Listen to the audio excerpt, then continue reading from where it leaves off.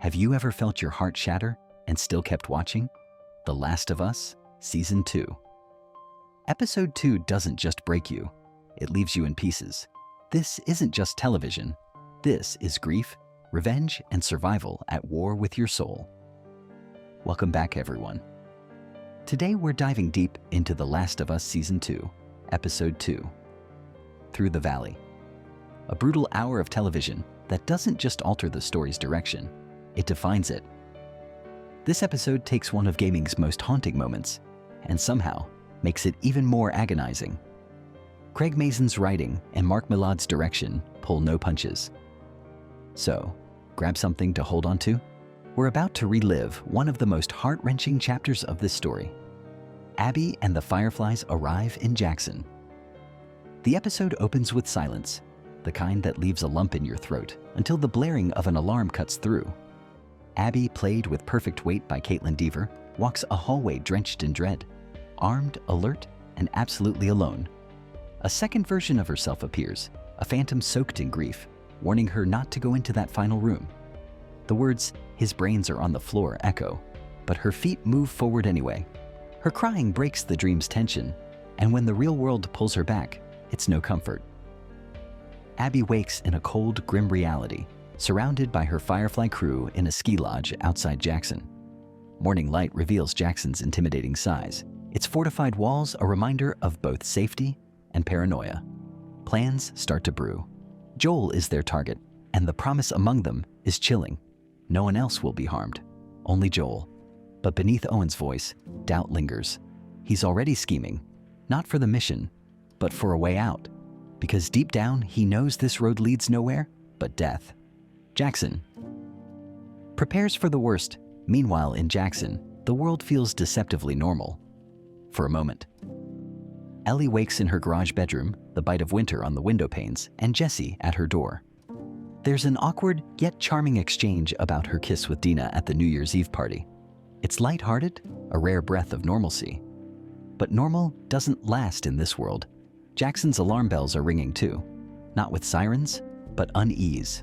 Frozen infected have been discovered beneath the snow, and what started as a chilling sight quickly turned to horror. 30 more bursting out from beneath the ice like a buried army? There's no telling how many more lie in wait, and the fear is raw.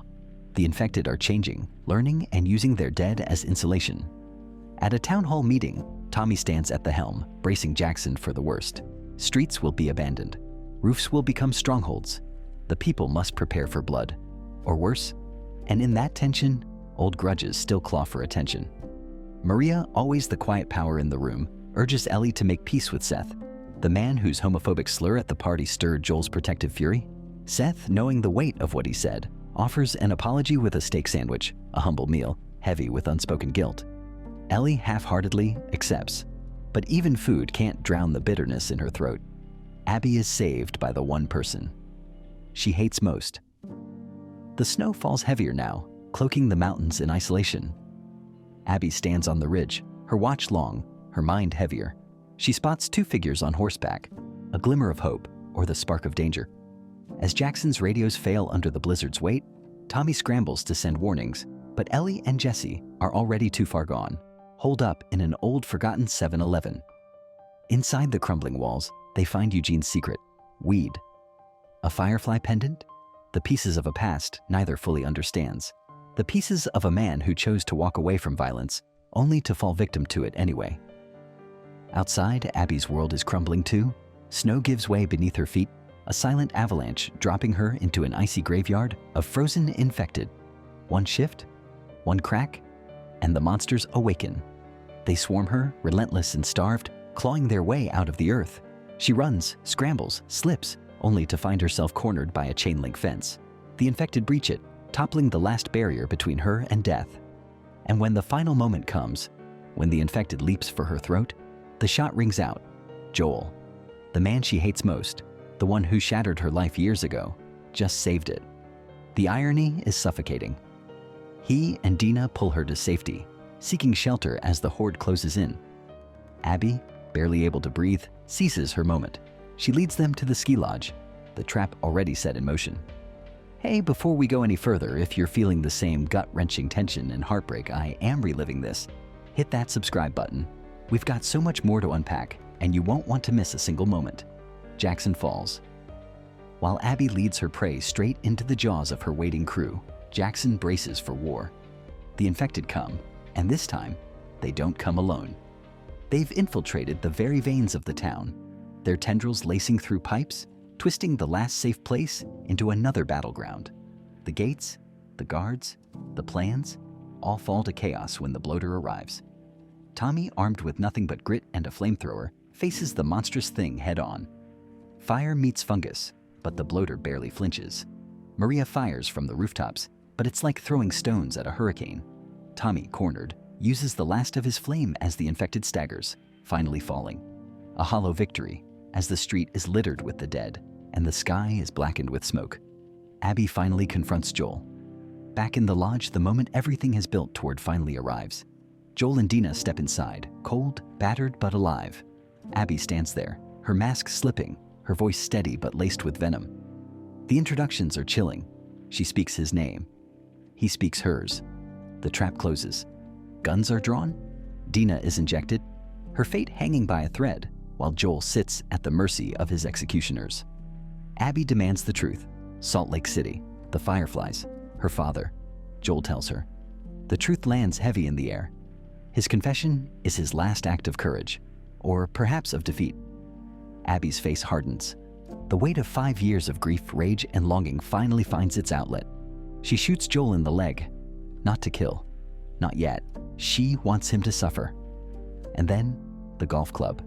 A weapon so mundane, so human, now turned into an instrument of unspeakable violence. The crack of wood against bone, the squelch of blood on the floor, the sounds that will haunt Ellie for the rest of her life. The death of Joel Miller. Ellie arrives, too late. She hears the screams before she sees the truth. Abby's golf club raised, Joel barely breathing. The room is thick with blood, and Ellie is powerless, held down, forced to watch. Her cries break the silence as Abby deals the final blow, a broken club plunged into Joel's neck. The moment is excruciating. The camera lingers on what the game never dared show. Joel's face, lifeless, empty. Ellie's sobs are met with silence. The group leaves her there, crawling across the blood-slick floor, pulling Joel's broken body into her arms. Her world, her father figure, her last thread of family, gone. As the episode closes, Jackson stands scarred. The infected lie in heaps, fires smolder. And in the distance, Abby and her crew ride toward Seattle, the weight of their vengeance trailing behind them. Joel's body is returned, wrapped in white, the life that filled him reduced to a memory. This isn't just the end of a chapter, it's the end of an era. Joel's death doesn't just break Ellie, it changes the world around her. Abby's pain, Joel's choices, and Ellie's rage all fuse into a single truth. Nothing will ever be the same. So if you felt the weight of this episode crush you too, let me know your thoughts in the comments.